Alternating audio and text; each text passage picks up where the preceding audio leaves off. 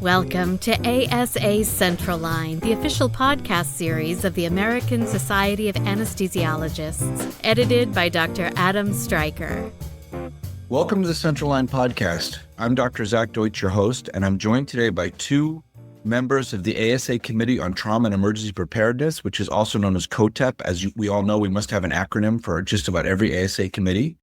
And these individuals are Dr. Brenda Gentz, who's a contributor to the May ASA Monitor issue, and Dr. Tom Grissom, who is the guest editor of that issue. They're here to talk to us about the topic of trauma and emergency preparedness, which involves all sorts of things that we don't really want to deal with, but must deal with and must face. And I'm very delighted to have them both with us. Thank you both for joining us. Thank you. Thank you. So we'll start off with some introductions, and I'd like to hear from you both. Just tell us a little bit about yourselves, your professional roles, your interest in the important topic. And Dr. Grissom, I'll have you start, please. I started my career with the Air Force, 25 years there, including a fair amount of time in support of the medical aspects of military medicine.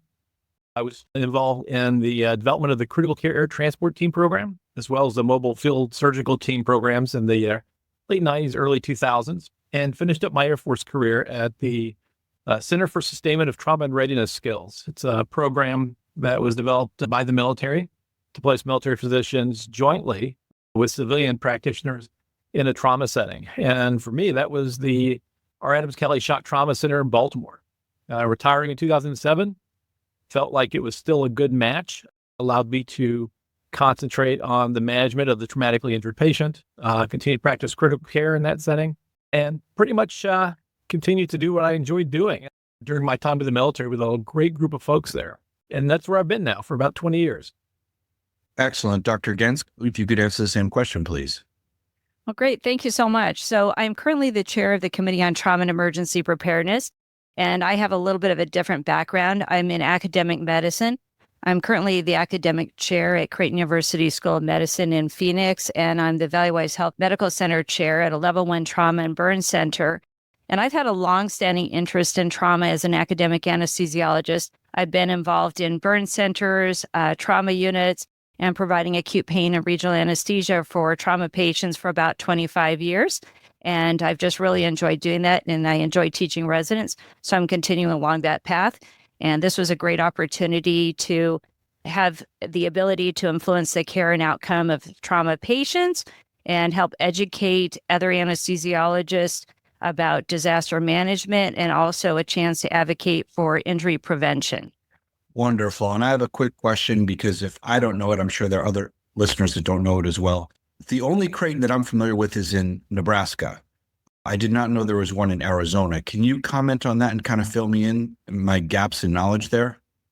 Yeah, thank you so much for asking about that. So Creighton University School of Medicine actually now has their biggest medical school in Phoenix. We have 120 medical students per class. We just graduated our first class that began in Phoenix. So we have 480 medical students, and we have 350 residents in the Phoenix, Arizona area. So is it a situation like the Mayo Clinic where people are kind of back and forth at times on rotations between Nebraska and Arizona? It started out that way, but now most of the residents and medical students who start in Phoenix stay here. There is an opportunity to go back and forth and do some rotations at other sites. But once you start out at one medical school, you will graduate from that medical school. Okay, understood. Thank you for the clarification. That's at least the first of several things I'll hopefully learn today. We're going to move on to the meat of our topic, talking about healthcare organizations and their preparedness for all types of emergencies and mass casualty events. Things like fires, floods, hurricanes, these aren't new concepts. Some things are new. What changes in disaster scenarios and emergencies should we be aware of? And can you talk about personal experiences in that arena? This is going to be for both of you, and Dr. Grissom, I'd like you to answer first, please. Yeah, I think if you look at it from a statistical standpoint, the number of large-scale events related to weather, non-man-made emergencies, we're talking here the hurricanes, fires, et cetera, those have actually been increasing in numbers over the last 10 to 15 years. And as we've seen even in our own country recently with the events in Los Angeles, with the fires, And with the flooding in North Carolina, areas that we previously had never expected to have these sorts of disasters, certainly not in the scale that we saw, we are pretty much at risk of having a major event almost anywhere in this country related to some form of disaster. Now, in terms of, sort of other things that I think are new that perhaps we hadn't thought about recently, one is that, given the circumstances we see in the world that we live in, the potential for large-scale combat operations is something that, we haven't faced as a country pretty much since World War II. Even Vietnam did not produce the number of casualties that we saw during those major, large, continent-spanning conflicts. And the military currently has been starting to talk a little bit more about what we would do as a country if we were faced with an influx of casualties from one of these conflicts that could reach 2,000 per day.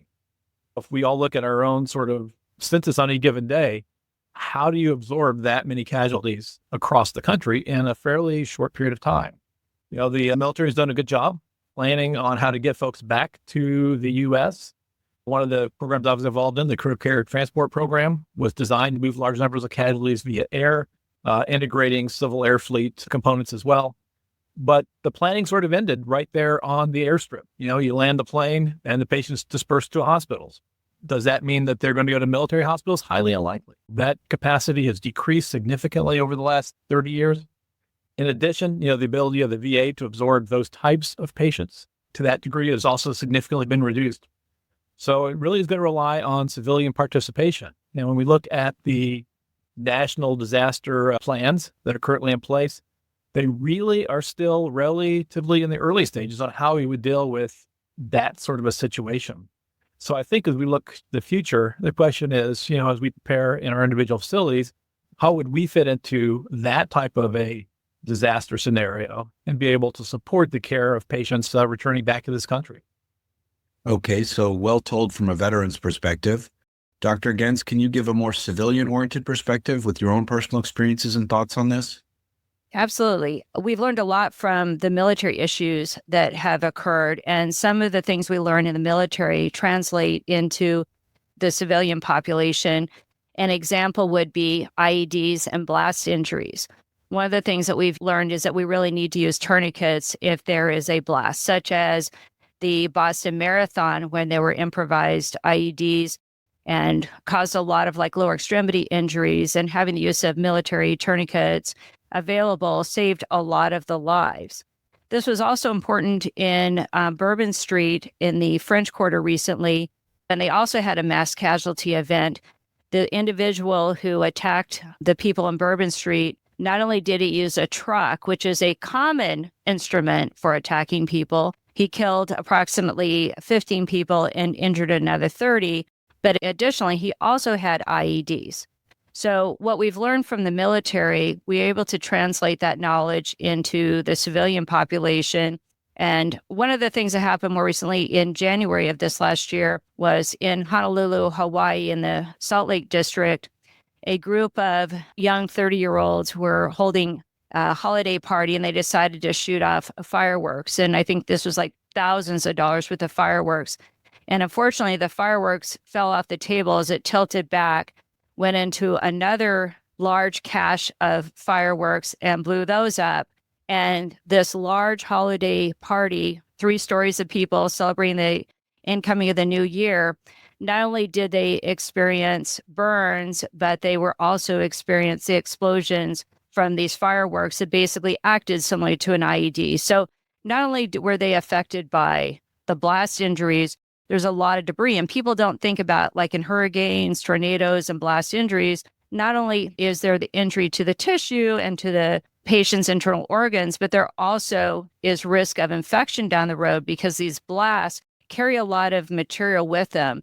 And it's very high risk for people to get fungal infections. In Honolulu, Hawaii, they normally have about 4 or 5 patients in their burn unit, and there were some 30 patients that were brought into their system, so they were overwhelmed pretty quickly. Once their local medical system was overwhelmed, they did look for a burn center that could take their 6 largest burns.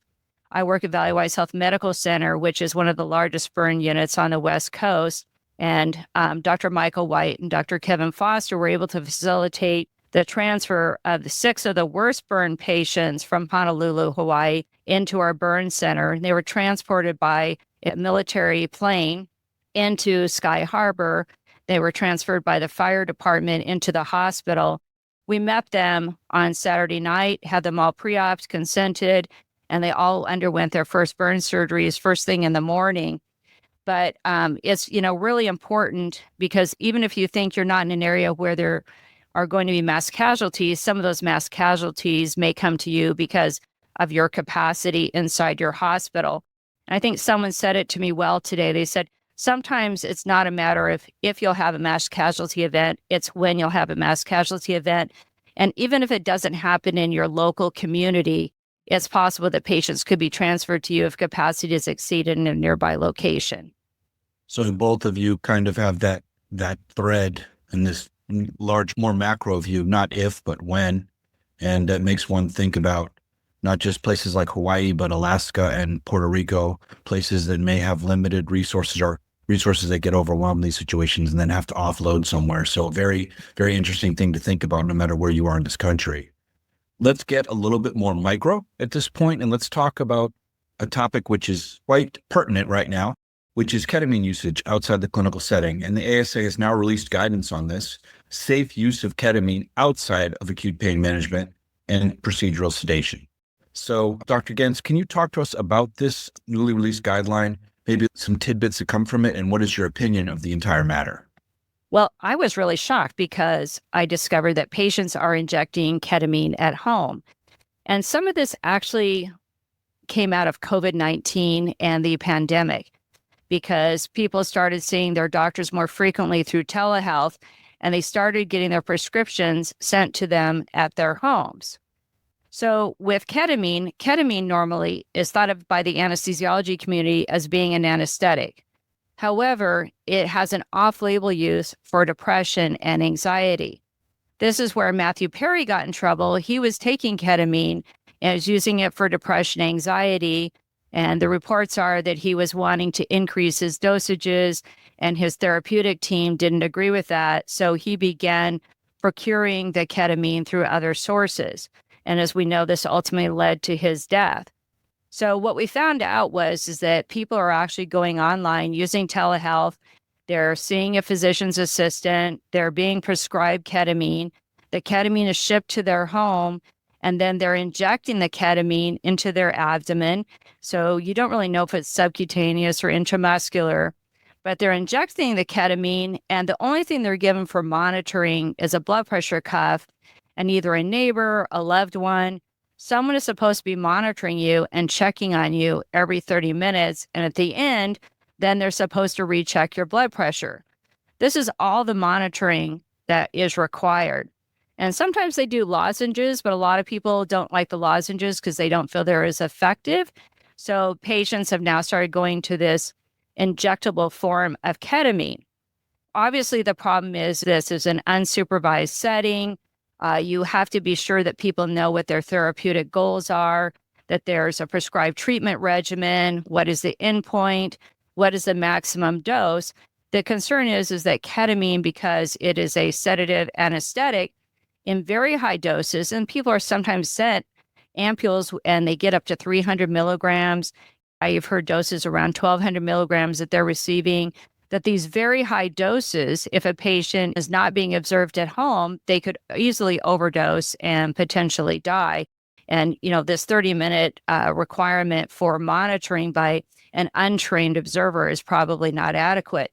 So our recommendations are that people really shouldn't be injecting these types of drugs at home in an unmonitored setting, that this really needs to be part of a therapeutic plan, and that there need to be intermittent face-to-face meetings with their providers, that they shouldn't just be done through telehealth and through a physician who's online.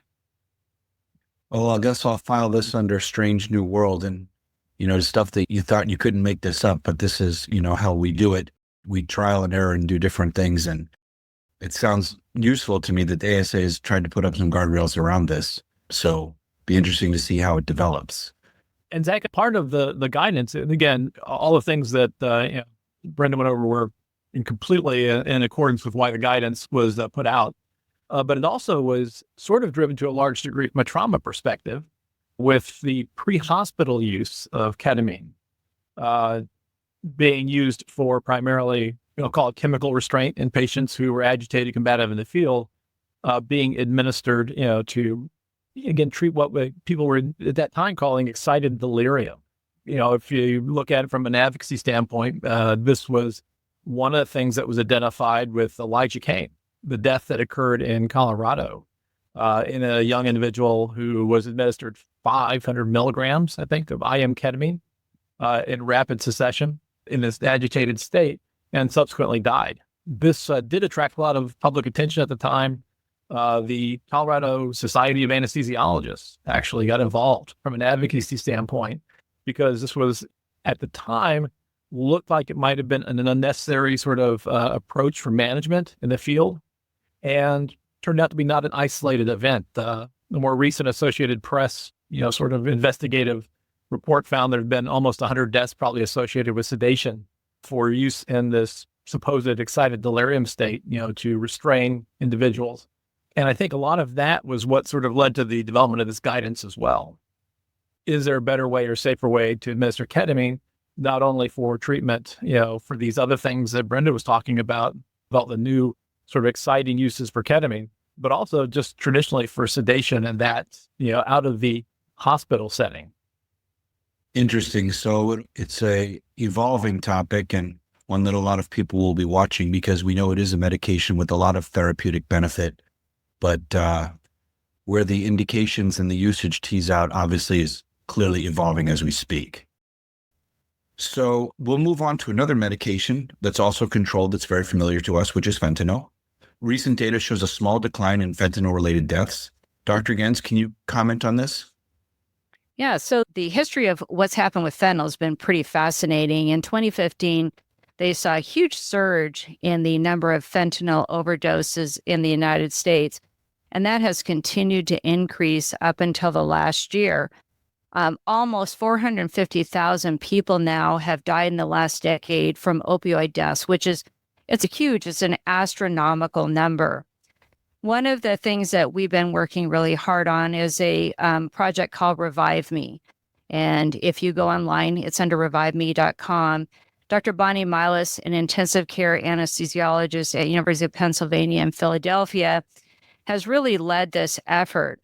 She had the unfortunate circumstance of losing not one, but two sons to fentanyl or opioid overdoses, and this really became her life's work.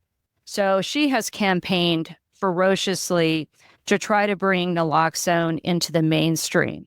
And in fact, she testified at the FDA to try to help bring naloxone over the counter. Because if you remember, even 3 or 4 years ago, if you went to go buy naloxone at a pharmacy, there were some insurance companies that were not wanting to insure you because they considered you to be high risk. So bringing naloxone over the counter and then also making it affordable, because naloxone comes in a 2-pack because you don't need one, because often you have to give 2 doses. It costs somewhere around $40 now, which is affordable, but there are often doses that are being given out within states, like 100,000 units of naloxone are being given out to prevent overdoses. So what do we think is causing the decrease? So there's probably a couple of things that are affecting it. We obviously hope that our advocacy to bring naloxone into communities and make it readily available for everyone is decreasing the number of deaths. And that appears to be one of the main reasons. For the first time, the number of people who have died from opioid overdoses has dropped about 25%. So we are really excited to be a part of that effort.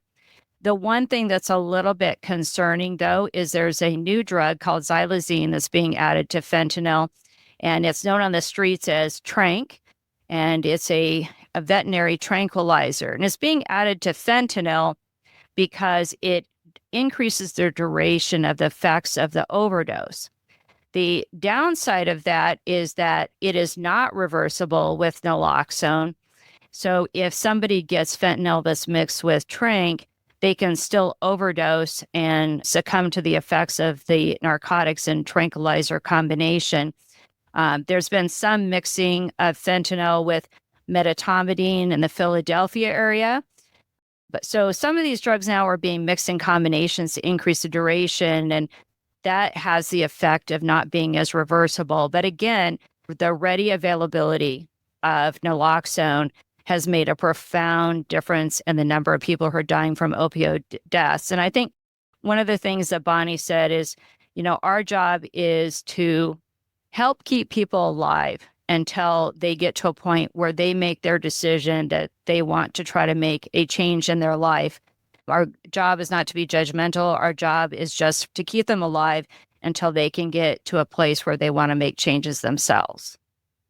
Well, thank you for that summary, and I'm glad you filled me in on the details about Dr. Milas, who I'd heard about that in passing, but never really registered. And shout out to her for pushing past devastating personal tragedy in order to try to bring some positive meaning in a public health sense. That's very admirable. And I don't know if I or many others would be able to do that. We'll move on to another topic. This is within trauma, moving away from pharmacology, a little more granular. Dr. Grissom, this is for you. Can you talk to us about the risks and benefits of regional anesthesia in patients who have tibial fractures? What is the controversy that's involved in this clinical scenario? And how do you view the discussions that are taking place? Well, thank you. Tibial fractures are probably, I think they're the most common long bone fracture that we see in our patients who present with some form of orthopedic trauma. The tibial compartments, there's 4 of them there, fairly tight. And there's always been concern, justifiably so, from our orthopedic colleagues, that these patients need to be monitored closely for the development of compartment syndrome, which can develop. It's a little bit more common in those folks who have high velocity injuries, gunshot wound or motor vehicle crashes as opposed to falls, but it still can occur in any patient with any form of tibial fracture. At the same time, we as anesthesiologists are always looking for ways to help manage our patients. Many of these patients have a fair amount of pain. And in our own practice, many of these individuals also have some form of opioid use disorder, making it relatively difficult to manage the acute pain pending, surgical correction and even into the postoperative period. There has been, sort of this back and forth with our orthopedic surgeons in my institution and around the country that perhaps these patients should never get a regional anesthetic for analgesia or for intraoperative management and postoperative care as well. At the same time, there is this kind of thought that a lot of the initial case reports certainly may have reflected a masking of the compartment syndrome with the use of regional anesthesia, but we've learned a lot over the years. We know that for those patients who get sort of a lower dose technique, so not shooting for high dose regional, not using any adjuncts, and perhaps even in the short term, using shorter acting agents to facilitate fracture reduction, et cetera, then it may be beneficial for those patients to actually get regional anesthesia, not only just for pain management, but also some of the long-term consequences of avoiding general anesthesia or deep sedation, for fracture reduction, et cetera. There has been at least one institution out there down in Florida, the University of Florida in Gainesville, where they have routinely been using these types of blocks for analgesic management for tibial fractures. In the last couple of years, they've published several reports which have really highlighted the lack of association with missed compartment syndrome and the use of regional anesthesia. Overseas, there have been several professional organizations, Association of Anesthetists of Great Britain and Ireland. I think the European Society of Regional Anesthesia and Pain Therapy as well have also come out with guidelines suggesting that there's really no evidence that the use of regional anesthetics, if applied appropriately, mask compartment syndrome, which would allow us to provide those patients, better options, or at least more options for pain management in the acute setting, as well as for postoperative care. And I think, as we kind of look forward, the real question is, what should be the goals in that patient population? Because no question, from an orthopedic surgeon standpoint, missing a compartment syndrome would be an absolutely devastating, injury. And in the setting of regional anesthesia, most of the times when the compartment syndrome is missed, it's not because there wasn't pain, not because there wasn't a reason to evaluate the patient. They just weren't being monitored adequately and reevaluated for the development of a compartment, which can occur with or without the regional anesthetic being present. I think to a large degree, as we move forward, one of the things that we're really looking for is how do you get your orthopedic surgeons on board to let you do this?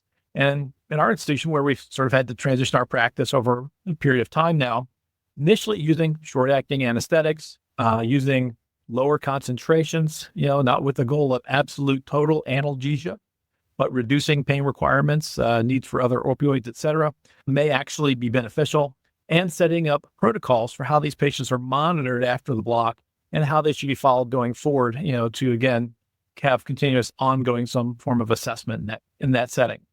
I think to a large degree, we've been able to incorporate it in our institution, not so well as what they do down in Gainesville, but certainly something that we think has made a huge difference in our patients. And we get a lot more calls now from our orthopedic colleagues, from our trauma resuscitation unit, to manage these patients without having to do deep sedation, without having to kind of go the whole way and get them off to sleep and intubate them, just simply to do fracture reductions in the preoperative setting.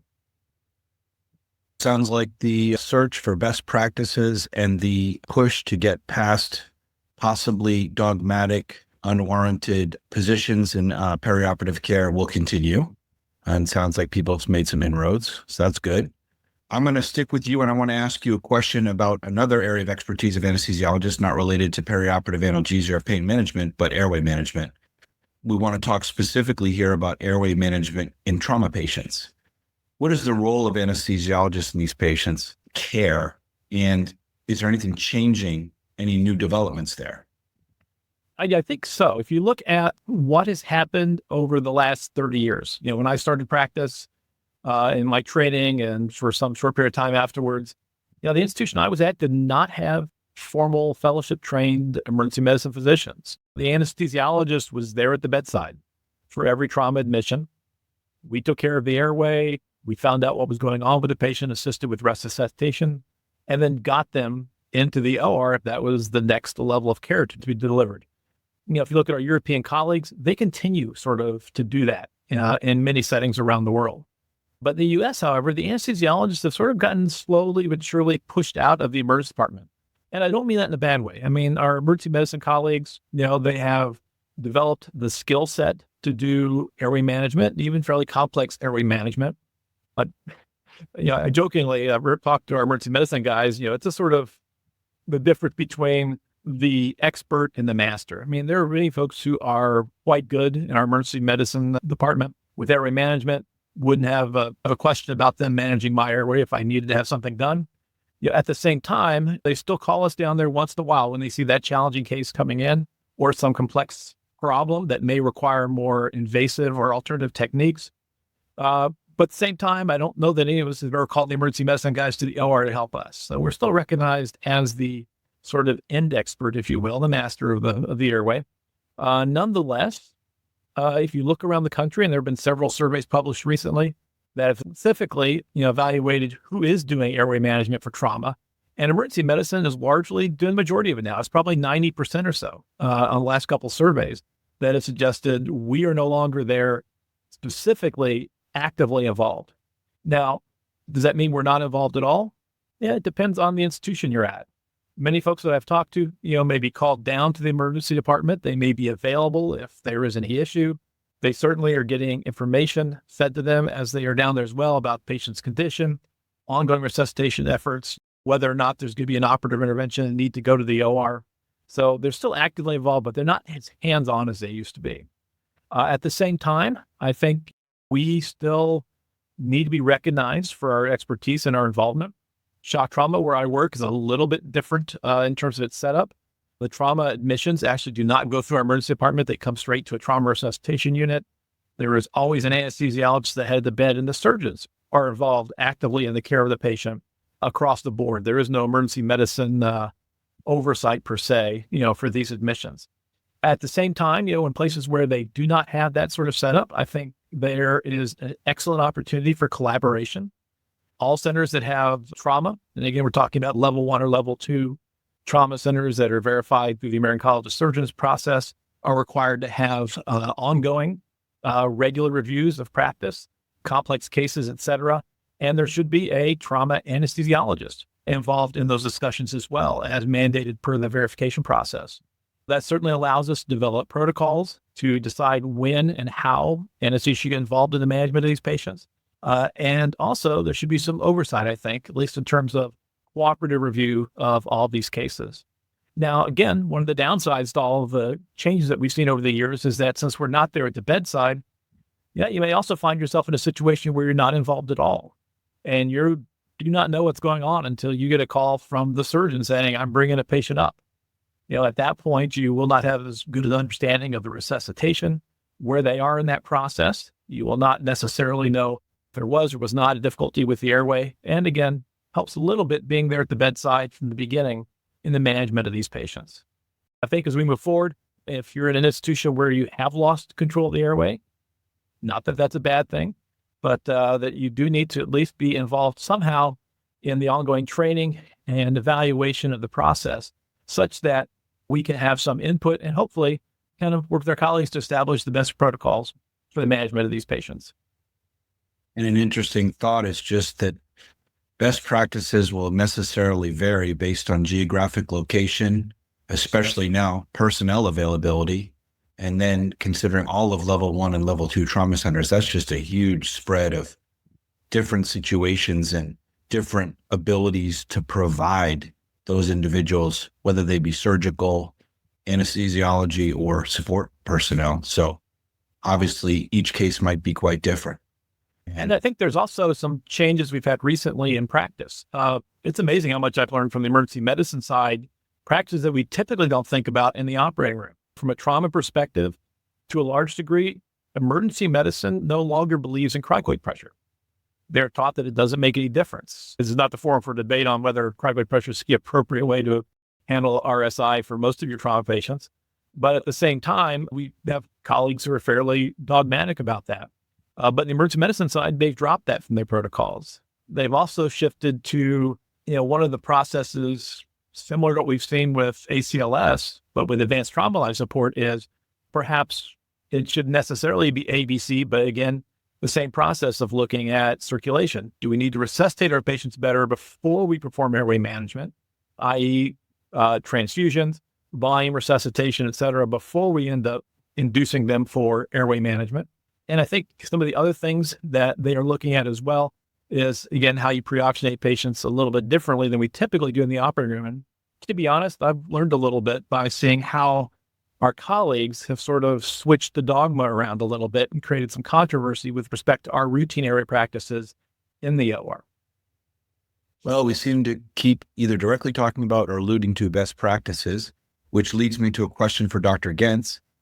Being very directly involved with the COTEP member for our listeners, Committee on Trauma and Emergency Preparedness, this may be indeed a thought leader in creating best practices and helping our community to figure out which way to move forward.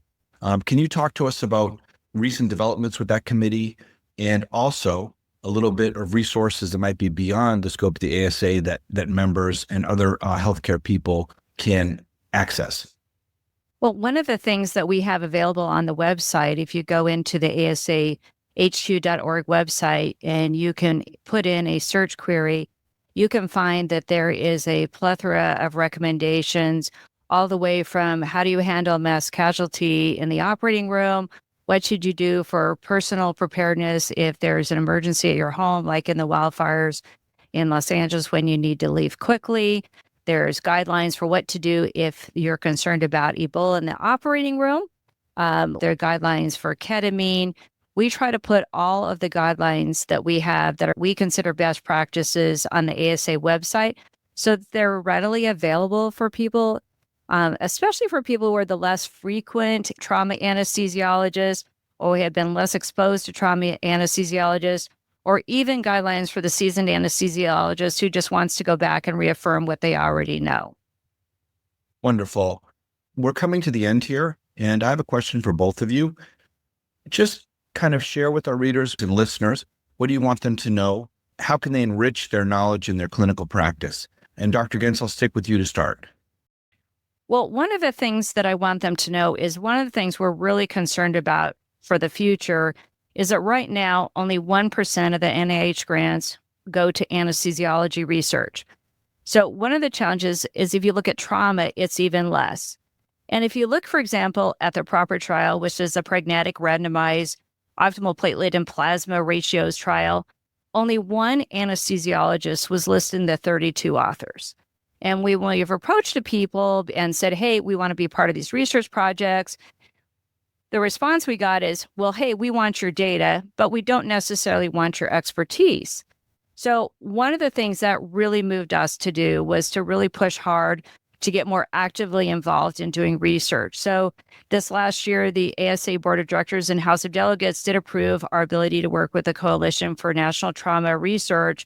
And for us, we find that it's really important that we be engaged in research so we can produce some evidence-based medicine that people will be able to use moving forward. Our committee work, we've been very busy in terms of partnering with as liaisons to other entities. We've joined the Healthcare Coalition on Firearm Injury Prevention, and that's with other specialty societies. We're partnering with American College of Surgeons Committee on Trauma. We're working with Harborview's Injury Prevention and Research Center. We're working with the Trauma Anesthesiology Society that has a meeting one day before the annual meeting. We're also working on COTEP-sponsored essential skills workshops with cadaveric research. And what people probably don't know is we're very actively involved in the accreditation certification of paramedics and EMTs. So there's a lot of things, even like the World Association for Disaster and Emergency Preparedness Medicine, they're having their big annual meeting in May of this year in Tokyo, Japan. We have a lot of liaisons and work nationally with all types of groups to try to provide the best care, acute and trauma care for our patients. And I don't know that all of our listeners know all the things that the Committee on Trauma and Emergency Preparedness is involved in, but there are quite a few different entities that we work with. So it sounds like a multidisciplinary approach to clinical care is obvious, but we also need a multidisciplinary approach to education, training, and academic and scholarly matters. So that point is well taken. Dr. Grissom, I'd like to hear from you on this as well. Any take-home points or things you particularly want to emphasize for our listeners? I think in the upcoming issue, you'll find a nice series of articles which very much highlight a broad range of topics, just as Brenda discussed, that the committee is involved in. And I think two things that I really wanted to point out. One, I really very much enjoyed hearing from Corinna Yu and Randy Clark when they were talking about how they got to the guidance for ketamine use. I think that very much highlights the advocacy role that we as anesthesiologists can play, not just in the operating room and immediate operative care, but more generally when we see topics that touch on our specialty, where we have significant input and perhaps can make some recommendations and or provide the guidances, such as in this case, that can actually help improve overall care, even beyond our own specialty. And the second point is, again, I think if you look at all the membership, which represents a large variety of practices in terms of organization, geographic location, patient mix, et cetera, the one thing that we know pretty much is going to happen at some point in your life, you're going to be dealing with trauma and or an emergency. Doesn't matter where you're at, because trauma doesn't care if the level 1 trauma center is next door or if it's the community hospital. So having a basic understanding of principles of resuscitation, disaster management, et cetera, are very important. And the resources that, Brenda highlighted earlier available on the website are certainly available to everyone. At some point in your life, you're going to find yourself in the wrong place at the wrong time. If you're prepared, you can turn that into the right place at the right time to improve somebody's outcomes. And finally, one of my colleagues here at Trauma many years ago made the statement, it's almost impossible to die in the presence of an anesthesiologist. So when disasters strike, when emergencies happen, I think we're good people to have around. Well, that's well said, Dr. Grissom, and it's been great having both of you here, and I really appreciate your adding to listeners' knowledge base and also adding to readers' knowledge base of the Monitor's May issue. These are, again, situations that many of us will occasionally be in and don't really want to be in, but we need to think about how we handle these very tight squeezes and what we're going to do to get ourselves and patients out of it. For listeners, you can always go to asamonitor.org for more information, and we look forward to seeing you back on the next episode of the Central Line podcast. Take care. Hi, this is Dr. Jonathan Cohen with the ASA Patient Safety Editorial Board. The practice of anesthesia is occasionally marked by unexpected events, and the startle response that occurs can result in the delay of appropriate action or the initiation of inappropriate action. Hyperarousal can lead to tunnel vision, tunnel hearing, loss of accurate time perception, and regression to non-professional behavior such as yelling and panicking. This behavior can hinder the deliberative, creative, and collaborative approach required to successfully navigate the unexpected situation. There are several things that anesthesiologists can do to improve their ability to deal with the unexpected.